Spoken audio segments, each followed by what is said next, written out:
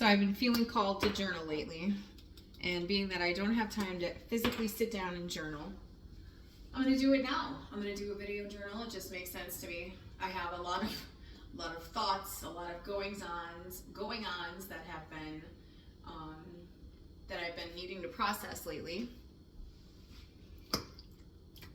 It's been a journey. It's definitely been a journey. Just moved into the duplex from the one-bedroom apartment.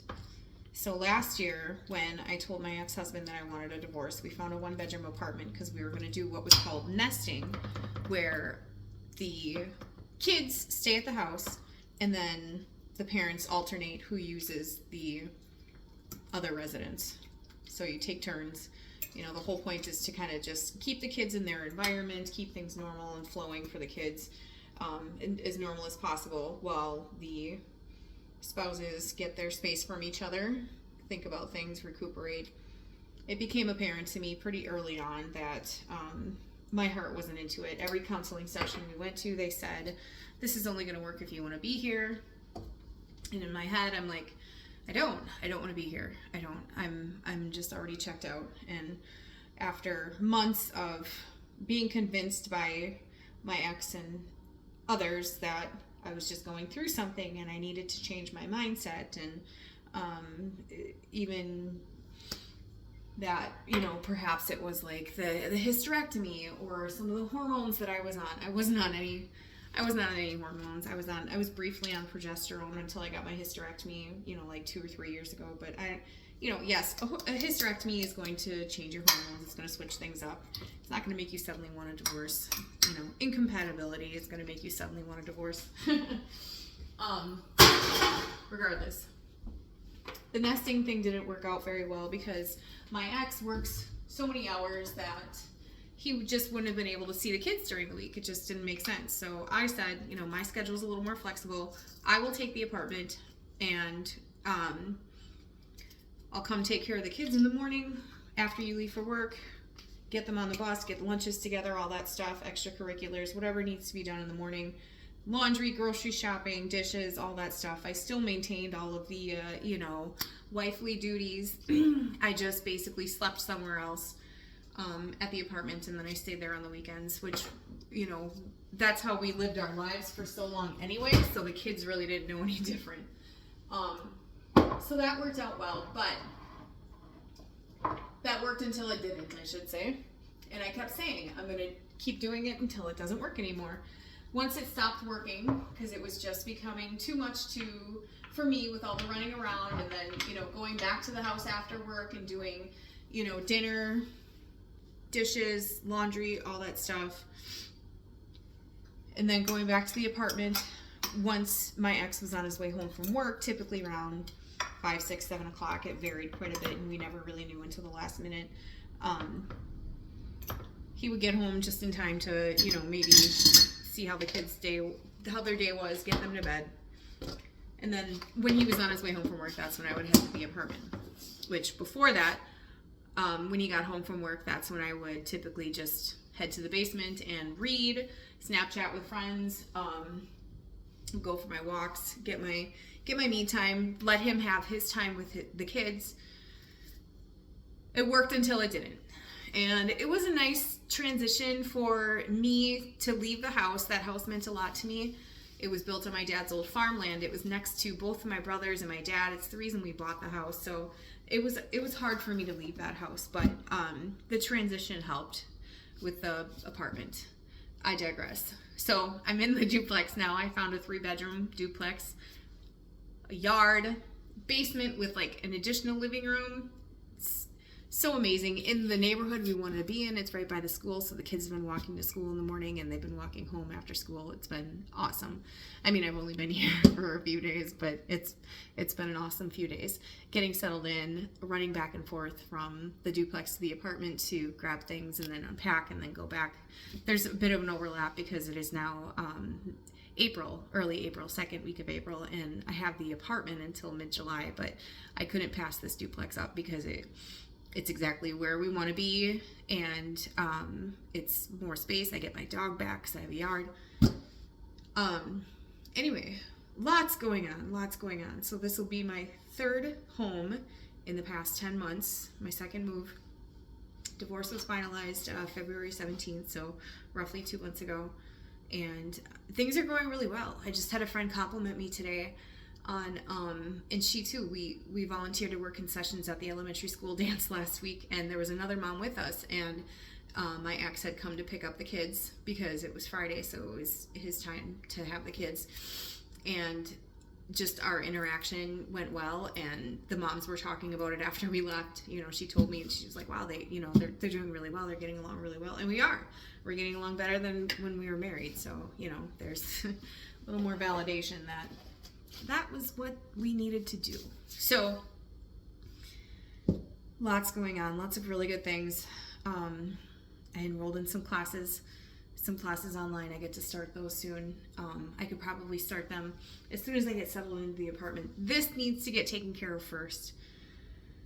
It's just overwhelming. I'm so overwhelmed, but I'm so grateful. I've been journaling, just a gratitude journal. That's what I have time for right now. So writing at least 3 things that I'm grateful for at the end of the day before I go to bed. And not just like, I'm grateful for my kids, I'm grateful for my health. Like, yes, I am eternally grateful for those things, but specific things, like so specific that you can just feel them in your solar plexus. You can relive the moment that you were grateful for that day. It's such a wonderful way to go to sleep, and it sets a tone for, you know, how you sleep. I'm assuming. I've been pretty much sleeping the same, but I swear by it. I feel great in the morning. It's working really well. Forgive me while I move you around here. I'm meal prepping. I love meal prepping. This is my therapy. This is my meditation. So why not journal while I'm doing it, right? And I got a cold sore healing on my lip, and I didn't do my hair today, and fuck it, whatever. Who cares? This is me with my frizzy ass hair and my broccoli. And there's dishes in the sink, and there's a mess behind me because this morning was crazy. I ran to the gym. I woke up at 3, which is unheard of. That's what time I set my alarm. I go to bed at 8. Don't be squawking at me. But I actually woke up to my alarm today, which was incredible. But then I was like, oh no, now I don't have time to do the things that I have been doing with all that extra time that I have in the morning, because I have been in this vicious cycle of just waking up at an undesirable time and then not being able to go back to sleep. Sometimes that time is a reasonable amount of time where I get like 6 to 7 hours of sleep.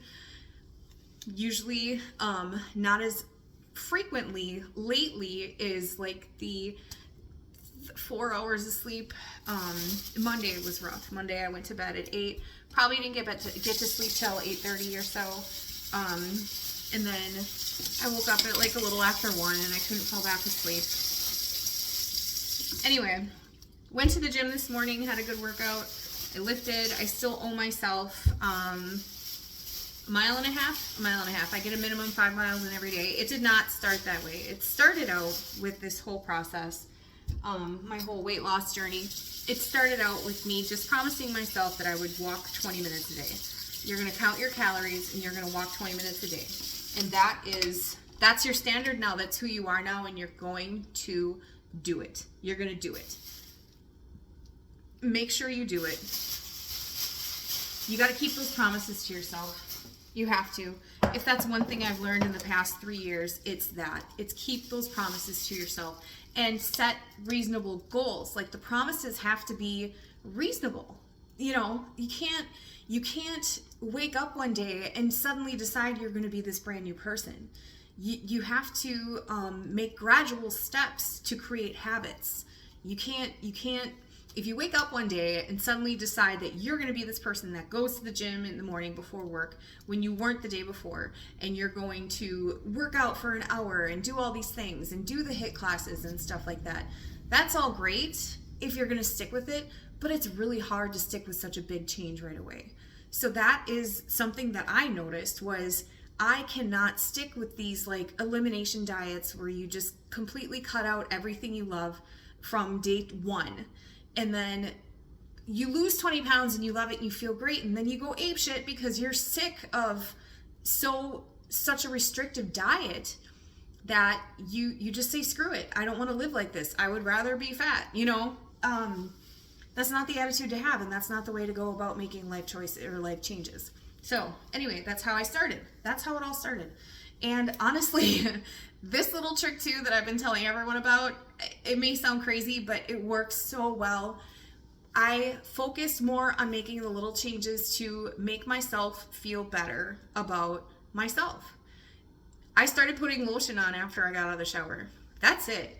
That's all I did. I vowed to make sure I put lotion on myself because my skin was dry, and I was sick of having dry skin. I don't know. It sounds so stupid, I know, but trust me, it works. Once you start doing these things for yourself, you cultivate a little more self-trust, and you start to create these habits that make you feel like you just took a minute for yourself, and it makes you realize how much you needed that, and how much it just recharges your batteries, and it gives you a minute to just kind of reset and breathe, you know, just not being rushed after I get out of the shower, to take a minute and put lotion on my body.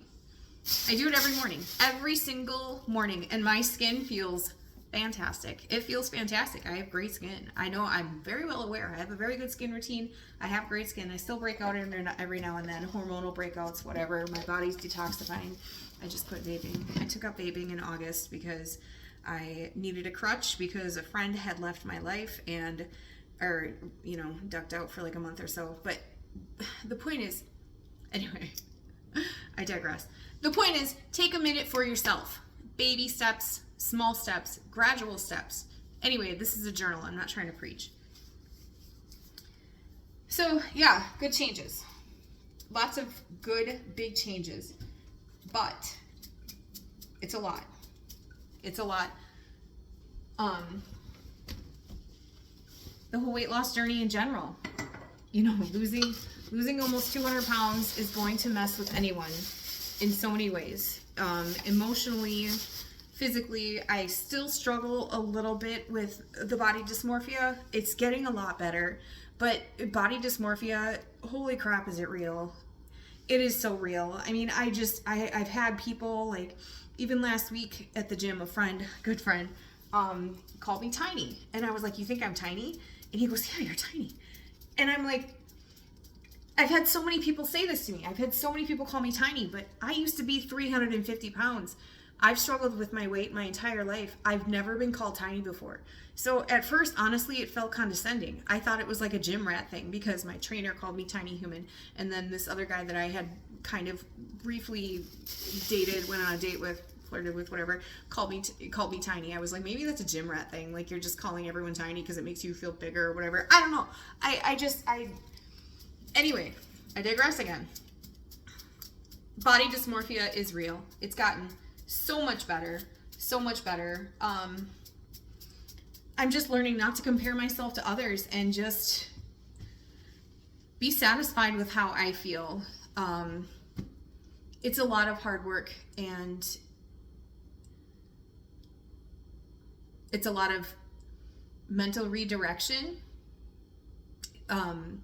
sitting with your emotions, feeling the anxiousness, trying to understand why, trying to understand why I'm doing certain things that I'm doing, like just the gum chewing. I've been chewing a lot of gum lately, and it's like, do I need to do something with my mouth? Am I hungry? Do I need to eat?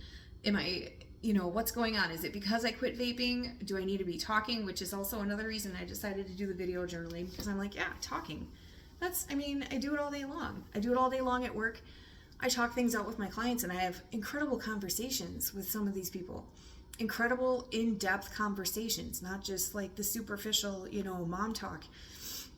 Really just getting to know someone and getting to know their journey and learning from their journey and making connections with these people and understanding them a little bit better. It's been wonderful, wonderful.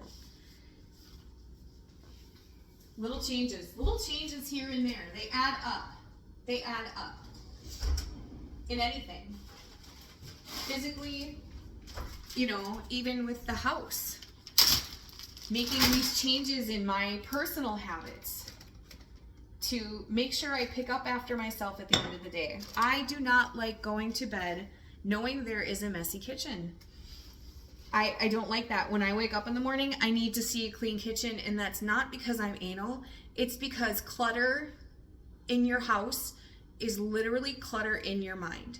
If you wake up to a room full of clutter and you walk downstairs to a kitchen full of clutter, even if it's not a mess and it's just like a bunch of stuff on your countertops, as I have shit on my countertops. Anyway, again, it was a busy morning. Once I'm done with meal prep, I'll work on picking up, I promise. So I promise myself. Anyway, that clutter in your world is clutter in your mind.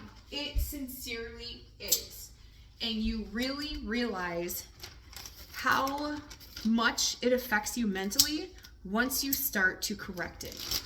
Little changes, baby steps. So that was a big thing for me.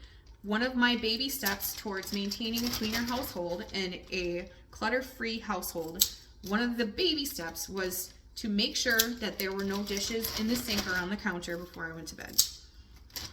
It's so fucking easy. It takes maximum 5 to 10 minutes. Maximum. You know, I don't know what kind of crazy meals you're making throughout the day that you've got a ton of dishes that it would take you 20 minutes. Regardless, do it. Make the time. Everybody has the time. I'm so busy. I got this going on. I got that going on. Yes, you do. You have the time. I'm sorry. You have the time, and we all know it, and you know it too, even as you're saying it. You have the time. Put your phone down. Clean up your kitchen. Go for a 20-minute walk. These things matter, and they spiral into bigger, better things. Anyway, again, I'm not preaching. Video journal, right?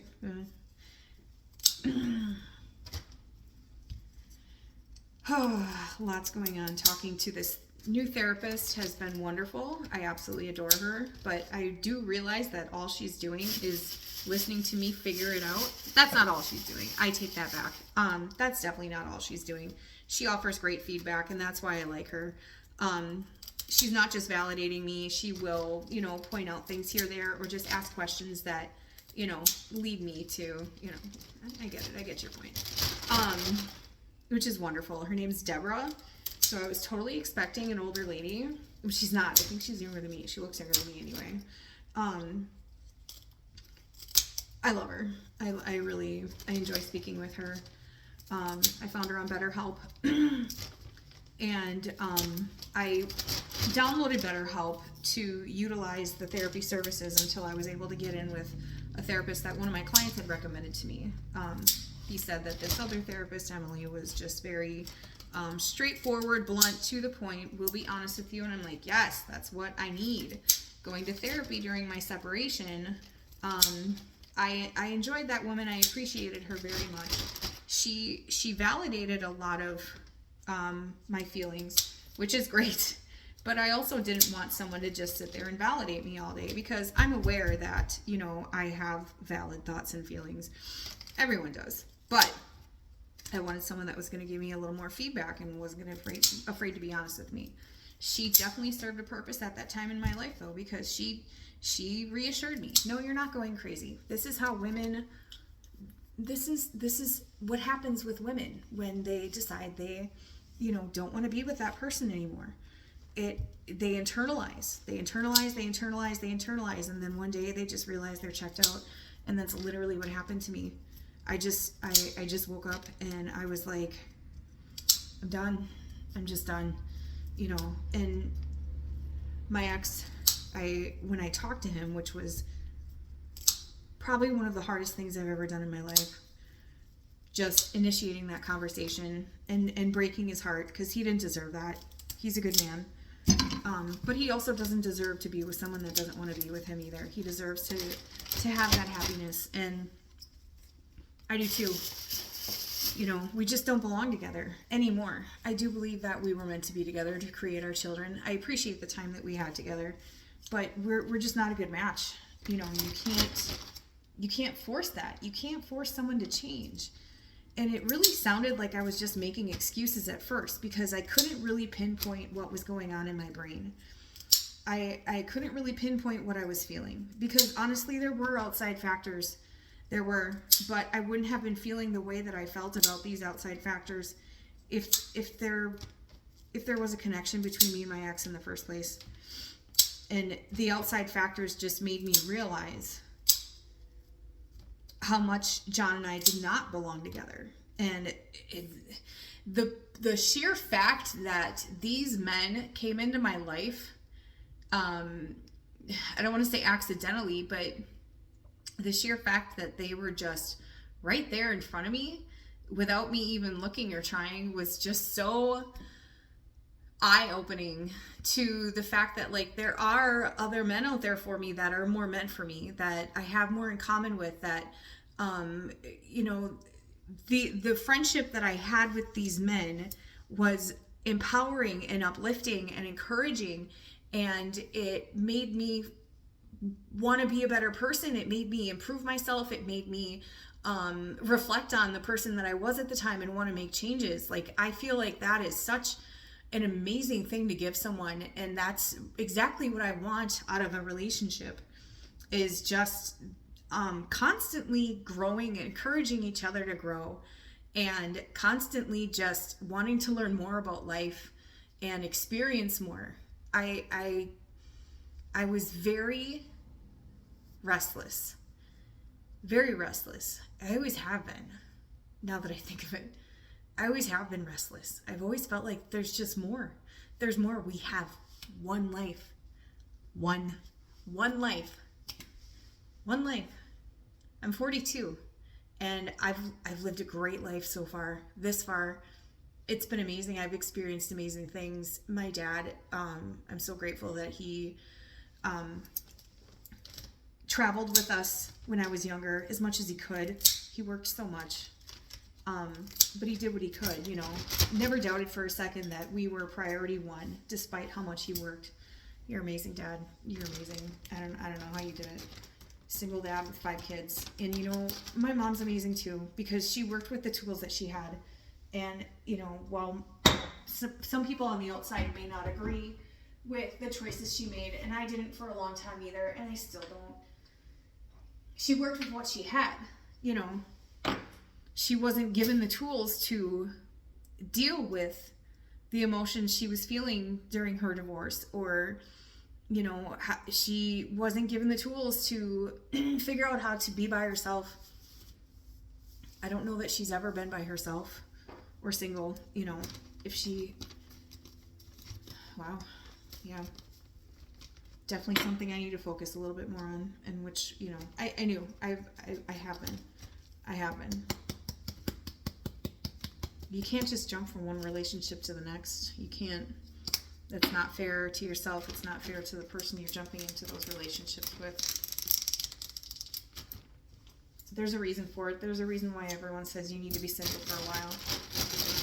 Continuously jumping into relationships is relying on other people for validation, for compatibility, for love and affection. And because you are seeking that, you're gonna settle for whatever you get, you know. And I really don't mean to make it sound like I settled with my ex, because I didn't. I was single for a long time because I didn't want to settle. You know, I had a high school boyfriend for about 1.5 years. I mean, no offense to him, just the whole high school boyfriend-girlfriend relationship in general. The drama. Excuse me while I marinate my broccoli. But I was pretty much single until I met my ex when I was like 27. Yeah. I mean, yeah, single for a long time. I always said I never wanted to get married and I never want to have kids. I know now that was more than likely sour grapes. I didn't feel worthy of being chosen to get married. I didn't feel worthy of having kids. I thought it was never going to happen for me, so it was just something I said I never wanted. Now, when I was much younger, I always said that I wanted to be a single mom. That, I feel like, I did mean on some level, just with, you know, observing my parents and their relationship and what was going on in my home life, you know, perhaps that was desirable. I remember, what movie is that with like the kid that was like really good at chess, and he and his mom, I don't know, he competed in chess tournaments. That's all I remember. But she was a single mom, and it was just her and her son. And I remember just like wanting that. Isn't that weird? That's so weird. The things that kids, you know, idealize. That and being a hooker. Oh my God. My mom used to be really into Pretty Woman. And when I was little, I wanted to be a hooker because I did not fully understand what that meant. I just knew that Julia Roberts was pretty and Richard Gere bought her pretty things and treated her like a princess. So that's what a hooker does, right? Oh my God. Yeah, keep an eye on what your kids are watching and what they're taking away from this stuff, because holy cow, that and Milk Money, oh my God. Why did we idealize hookers in the 90s, guys? Why did we do this to ourselves? Anyway. So yeah, not to say that I settled with my ex. I honestly felt honored that he had chosen me. He is a great guy. He is. And we had a lot of fun together, but there was zero foundation to our relationship. In fact, the first therapy session we went to, the therapist said, you need to get back to the foundation of your relationship. What is that? And we looked at each other and we were like, I don't know, going out, drinking. I mean, that's what we did. We weren't like severe alcoholics or anything. In fact, after we got engaged, we never went out because we were saving up for and planning the wedding, you know. We got along great. I did love him. We just, again, no foundation. We started dating November of 2008. We moved in together that April of 2009. Moved in together. He proposed that November.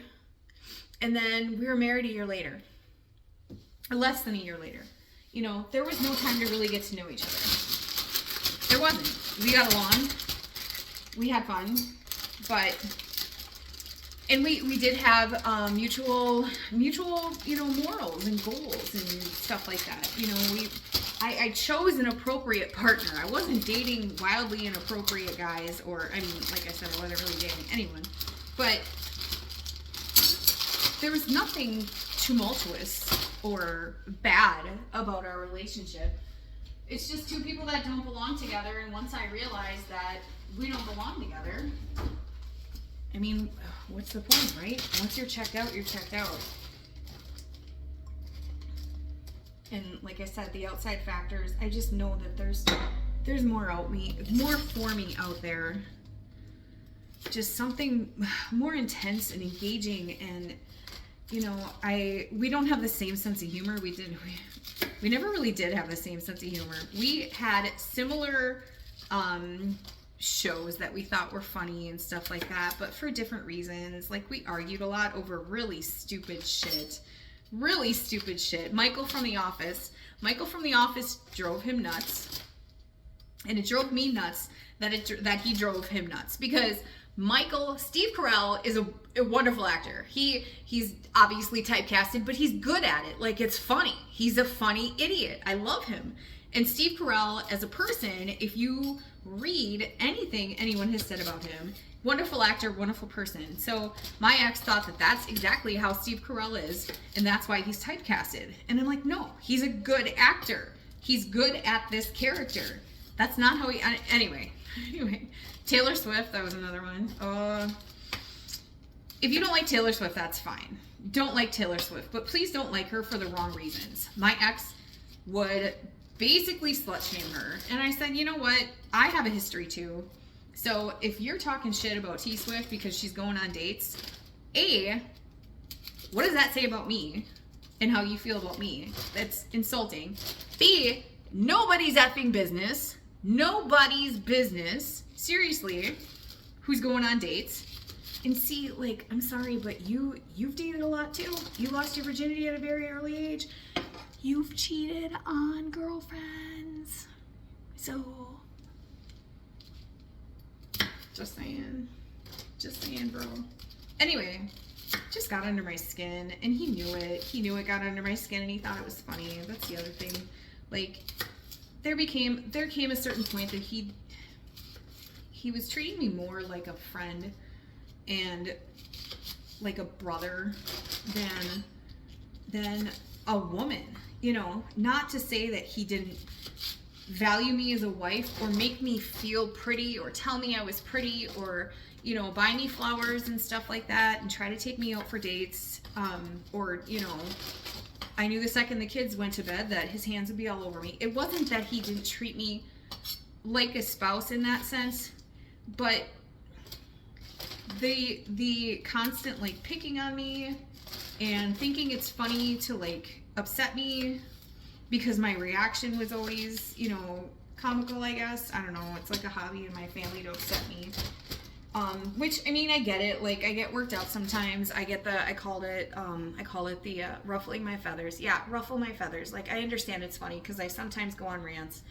But, like, also, you're supposed to be my partner, my confidant, my safe space.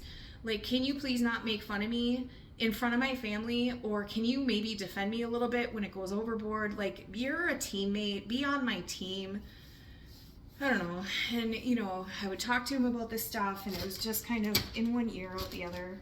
Just because we communicate differently. It's not because he didn't want to try. It's not because he didn't want to make things better or what am I saying? Or listen to me. You know, it was... We could not communicate. We still can't. Communication is difficult, to say the least, between us because we just are on different pages. You know, there's no other way around it. We think differently, we talk differently. Anyway, things have been going really well overall. So grateful for, oh my god, I met this woman at the furniture store yesterday. I'm looking for a couch. Her name is Sonia. It was so funny how I met her too, because I'm looking at this sectional and she's looking at the same one. And I kind of walked away for a minute and then I came back and she's sitting on the sectional, like all like, you know, her hands are on her lap and her back is nice and straight. I said, no, that's not how you try out furniture. You got to sit on the furniture like you would at home. So I took my shoes off and I like plopped on it. And she and I and Charlie, we were talking for like 45 minutes. Charlie's her husband. They've been married 52 years tomorrow, Thursday. Happy anniversary, Sonia and Charlie. She's been texting me all day. She sent me to a different furniture store where she found like this sectional with storage, and then she found some options online, and I said, oh, maybe check out Wayfair, and she said, oh, I'm going to this place in Appleton on Friday, I'll let you know what they have there. And you know, now she's like, oh, I have a shopping buddy, and how old are your kids, because I live by this splash pad and you guys should come visit. Oh my god, I'm in love. She's my new best friend. I love her so much. She just retired. She worked for the Green Bay School District her entire career. Yeah, wonderful woman. And her husband Charlie was in the Navy. He met her. He was rerouted to the Philippines because there was like some issue with he trying to get this right. He was on a ship that transported helicopters, I believe, or it had the helicopter pad. Or anyway, there was some sort of unexpected detour to the Philippines because there was mechanical issues with either the helicopter or the ship or whatever.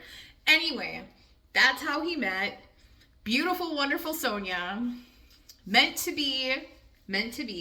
And Sonia too, through a series of unfortunate events, circumstances beyond her control, happened to be in the right place at the right time to meet Charlie, and he brought her back to the States, and oh my goodness, are they fucking adorable 52 years later. And that's what I want. Like, just the way he was looking at her, it was so sweet. And you know,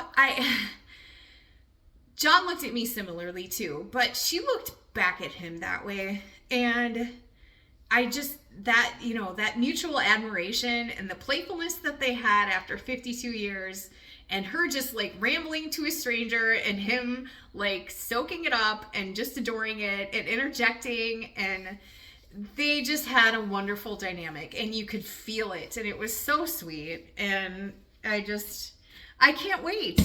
I can't wait. I will probably have to end this video because it's 35 minutes long. This was somewhat of a pointless diary entry. I will get to more detailed stuff later, but it's a fucking trip. It's a trip. I might have to have a drink or something before I divulge into all of that. I really should. I really should start a screenplay or something, or I was told by a few clients, you should write a book, and I'm like, I don't know if I have the energy to pour all of this out onto paper, because it's a lot. And for a while I was like, it is a lot, but it's not my stuff.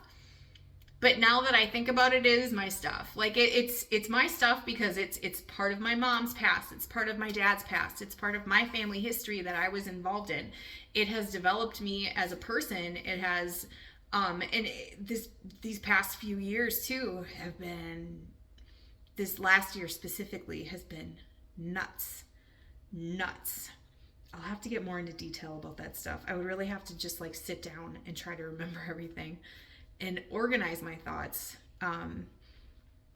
so that it's a little more structured and easier to follow. Anyway, this was good. What's the date today? Do I need to date video diaries, video journals? What's the date? April 9th? Is it April 9th? I'm looking around for a calendar, but I didn't bring my calendar back yet. Oh, here's my phone. Come on. Oh, yay, Katie Hansen added me back.